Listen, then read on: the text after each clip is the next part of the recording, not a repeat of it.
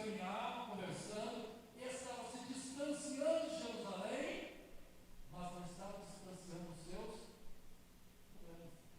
da sua tristeza, da sua luta. E acontece conosco. Acontece conosco. Tinham caminhando. Eu acredito que essa caminhada, essa jornada de, vamos colocar uma média aí, 12 por 7, 19, dividido por 2, dá 9,5. Vamos colocar 9 quilômetros, para não satisfazer tanto o que as pessoas fazem uma luz de um lado com uma luz do outro. 10 quilômetros, agradando tanto a Cristo como ao lado. Essa distância, então, à medida que vai caminhando uma distância. Agora, amados, não estava a cavalo, não estava de camelo, uma carruagem, mas estava a pé. Uma caminhada, uma jornada. Agora, nessa caminhada de cansaço físico, de esgotamento físico, de esgotamento emocional pela tristeza do fato de Jesus ter perecido, e também a questão espiritual pesava muito mais sobre os dois, porque espiritualmente não tem mais esperança, não tem mais Deus. Pensa o quadro desses dois. Então, muitas vezes nós estamos caminhando assim, caminhando assim.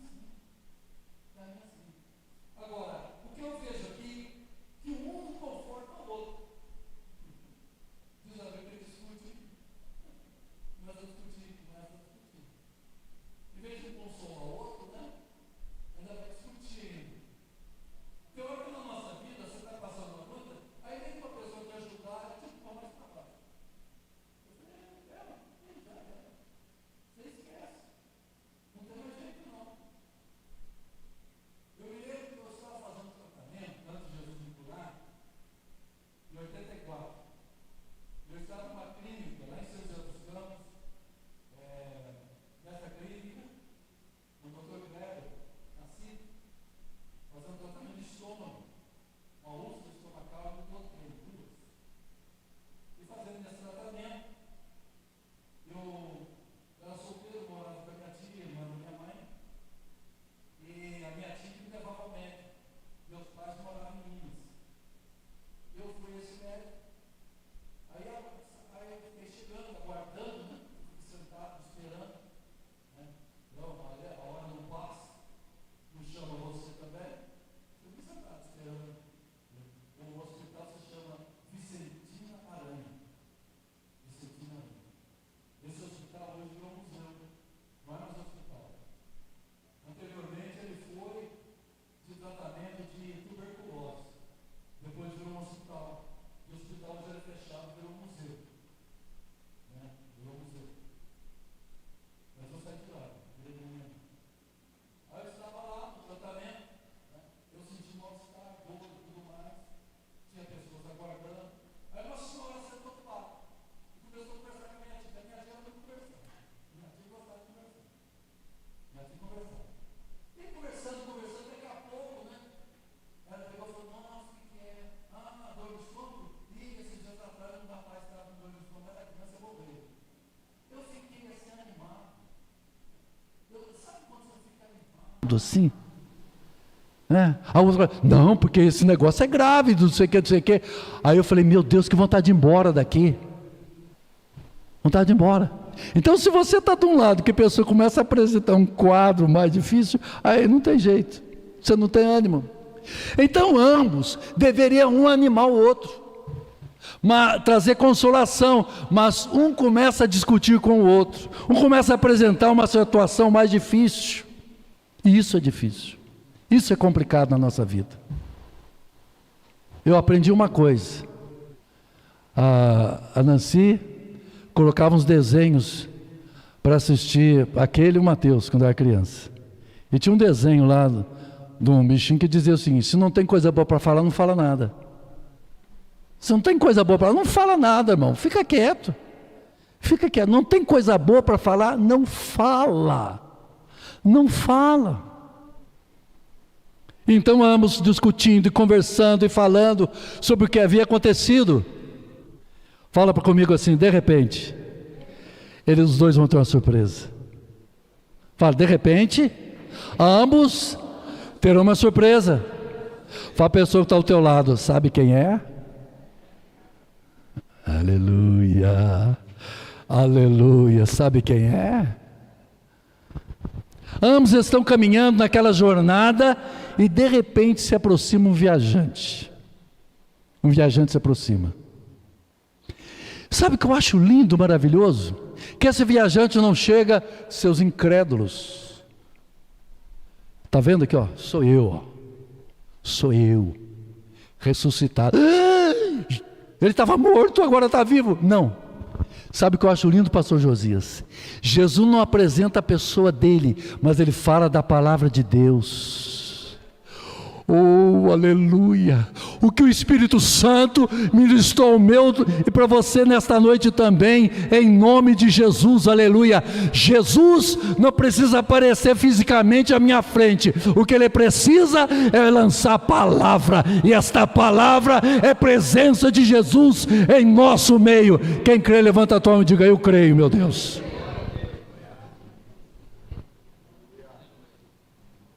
Em outras palavras, Jesus pegou e entregou a Bíblia para eles. Jesus entrega a Torá para eles. Jesus entrega a lei de Moisés para eles. Jesus não fala quem ele é, mas ele fala aquele que está cumprindo a palavra de Deus. Aleluia. E nós podemos tirar algumas lições aqui, amados, do que vai acontecer. Primeiramente, ponto a nos ajudar. Primeiro, eles estão com tristeza. Eles estão com tristeza. Mas Jesus vai transformar a tristeza em alegria. Eles estão sem esperança, mas Jesus vai mostrar para eles a verdadeira esperança que permanece para todo o sempre. Quando Jesus vai se revelar para eles, diz a palavra do Senhor que no momento do partir do pão, sabe o que vai acontecer? Aqueles homens que estavam andando de Jerusalém para Emaús, agora eles vão correr. Por quê? Jesus gerou ânimo em seus corações. Cristo quer gerar ânimo no teu coração de fé. Continue na fé, meu irmão. Não desista da tua vida cristã. Não pare por nada. Tenha ânimo. Bendito seja o nome do Senhor. Uma das palavras que Jesus ministrou a muitos na palavra do Senhor foi justamente essa. Antes da cura, antes do milagre, antes da maravilha de Cristo, ele diz: tenha ânimo. Sabe por quê? O ânimo é justamente um suporte para você ter coragem de lutar e se animar. Tem que ter ânimo. Uma pessoa desanimada já era. Por exemplo, eu não sei se continua isso, mas eu me lembro que a pessoa falava: que dia é hoje? Domingo? Segunda-feira, dia da preguiça. Segunda-feira, vai começar tudo de novo. Quando vai ter feriado? Na segunda-feira brava. Tem pessoas que estão desanimadas. Está empregado? Glória a Deus por isso. Vá para o trabalho. Vá trabalhar, meu irmão. Glória ao nome do Senhor nosso Deus. Tenha ânimo, bendito seja o Senhor. Aleluia. Eles retornaram para Jerusalém, diga, com ânimo. Esteja animado. Glória a Deus. Eu não sei como foi 2025 para você. Passei por uns apertos, passei por umas situações. Diga comigo, passei. Então tenha ânimo em 2026. Tenha ânimo, glória a Deus. Eu passei, aleluia. Glória ao nome do Senhor nosso Deus. Eu passei, mas Deus me deu a vitória. Eu cheguei até aqui em nome do Senhor nosso Deus. Tenha ânimo.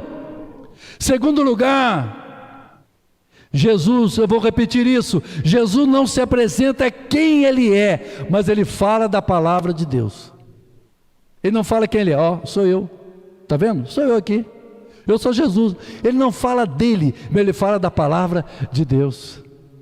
Sabe por que isso aí? Senão seria muito comprometido.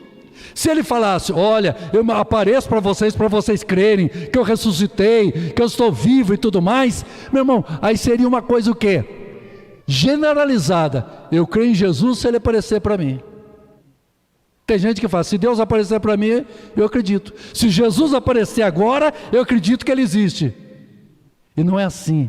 Diga, não é ver para crer, mas é crer para ver. É o inverso.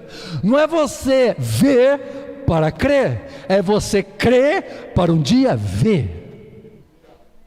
Sabe o que Jesus disse aos discípulos? Felizes aqueles que nunca me viram e hão de crer em mim. Nós somos mais aventurados. Paulo viu, Pedro viu, Tiago viu, Maria viu, Cleopas viu, o discípulo que estava com Cleopas viu. Eu não vi, você não vê, mas nós queremos vê-lo.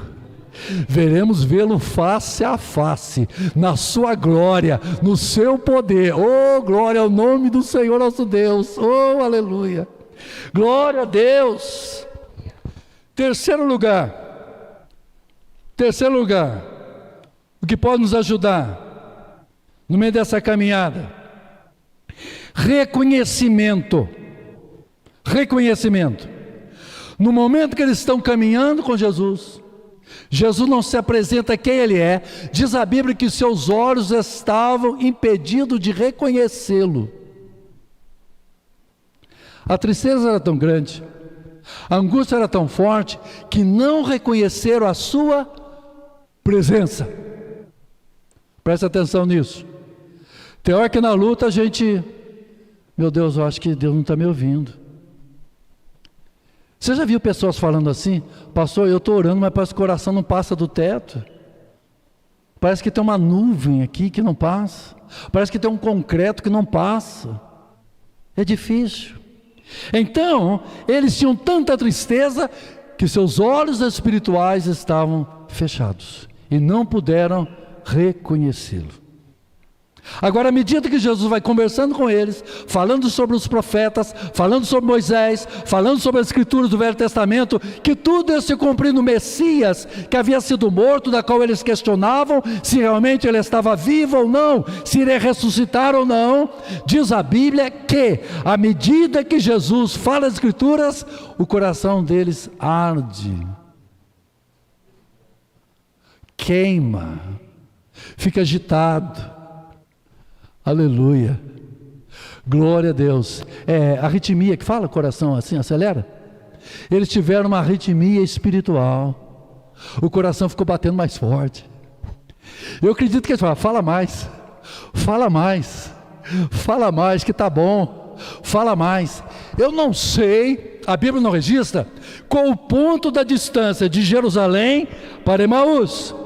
Nessa distância, qual foi o ponto que Jesus entrou no meio da conversa, começou a participar com ele? Eu não sei qual é o ponto, mas eu acredito que Jesus, ele percebeu, conhece todas as coisas, e ele sabia que aquela angústia, que aquele momento de tristeza, estava chegando a um ponto muito terminal. Aleluia. Obrigado, Jesus, porque o Senhor conhece a minha e a nossa estrutura, e sabe até quando a gente suporta uma tristeza, uma angústia. Sabe por quê? O choro pode durar uma noite, mas a alegria vem pela manhã. Oh, aleluia. Eu não sei se faltava 5 quilômetros, se faltava 8, eu não sei. De uma coisa eu sei, Jesus chegou na hora certa, no momento certo, com a palavra certa, para ministrar na vida dos dois. Eu aprendo uma coisa, espera. No momento certo, na hora certa, Ele vem. Ele vem no teu socorro, Ele vem no nosso auxílio, igreja. Quando a gente acha que não dá, bendito seja o nome do Senhor nosso Deus. Aleluia. Eu confesso para vocês, quando aquelas mulheres começaram a dar notícia de que dor no estômago poderia ser câncer e fatal, e a pessoa morrer, eu pensei, então eu estou no meio, então já era. Mas eu saía do meu trabalho. Quem conhece São José dos Campos, eu saía da Nelson Dávila, próximo ali, talvez uns 3 quilômetros da Praça Afonso Pena, o ponto central da cidade, o Marco Zero. Eu saía da Nelson Dávila, eu saía a pé, eu saía caminhando até a ITEP. Eu calculo mais ou menos que eu caminhava de 3 a 4 quilômetros. Eu caminhava a pé, levando uma sacolinha minha, uma sacolinha azul, e eu tinha ali a minha Marmitex, que eu carregava com uma bolsa de isopor, para conservar comida quente, que eu saía de manhã. Só que dentro da minha mochilinha que eu carregava, eu colocava meu remédio, Malox Plus, que era um líquido branco que você tomava, a boca ficava toda branquiçada, e tomava um Antac 500 miligramas, para combater até chegar o momento da cirurgia. E quantas vezes Deus é minha testemunha, eu saí do meu trabalho, eu ia sentindo mal, no meio da rua mesmo, porque como é que eu vou pegar colher, meu irmão, no meio da rua? Eu pegava um vidro de remédio, já fazia assim, ó, já fazia uma golada boa. Se uma colher ou duas, não sei, já ia uma golada. Já matava, o pessoal falou, esse tá um goró danado, né? Pegava lá e virava. Eu ia andando, com dor, pensando que ia uma doença séria, mas daqui a pouco eu começava a orar, eu começava a cantar, orar e cantar. Eu ia caminhando, aí daqui a pouco eu começava a orar, olhava a estrela e orando, daqui a pouco eu começava a falar em língua estranha, oh, glória a Deus, oh aleluia, a pessoa vinha de encontro comigo na calçada, olhava para mim, eu continuava orando, cantando, eu não tinha Cleopas do meu lado, mas eu tinha ele comigo. Eu digo para você, Jesus é vivo, Jesus é real, Jesus é maravilhoso. Ele caminhou com aqueles dois de Jerusalém para Emaús, Ele caminhou comigo também, àquela distância. Ele está comigo, porque Ele é bom, e a sua misericórdia dura para sempre. Ele está com você nessa jornada. Não dá para caminhar sem Jesus. Oh glória! O coração arde, queima. Meu irmão, o dia que você lê a Bíblia, ouvir uma mensagem, o coração não arder, aceita Jesus de novo, eu te aconselho. Volta para a igreja, procura o pastor Vinícius e faz discipulado. Procura ele, não precisa batizar de novo, que é um só batismo. Mas fala, pastor, meu coração não arde mais pela Bíblia. Meu coração não ferve, mas não borbulha, não se alegra com a palavra de Deus. Você tem alegria em ler a Bíblia, irmão? Ou você acha um peso? Pastor, eu fui ler lá, não sei o que, gerou não sei quem, gerou não sei de onde, não sei o que. Lê com calma, não tem problema não. Pastor, a língua até enrolou para falar o nome. Então lê com os olhos que não enrola. Enrola os olhos, mas não enrola a língua. Aleluia. A palavra tem que arder. Tem que mexer com a gente. Oh, aleluia. Bendito seja o Senhor. Eu quero dizer uma coisa para você, eu não sou contra não sou contra. Ter movimento gospel, de louvor e adoração, os cânticos e tudo mais, a moçada está lá, aleluia, e tal, e não sei o que, aquele negócio todo, que bom. Gera um momento de emoção.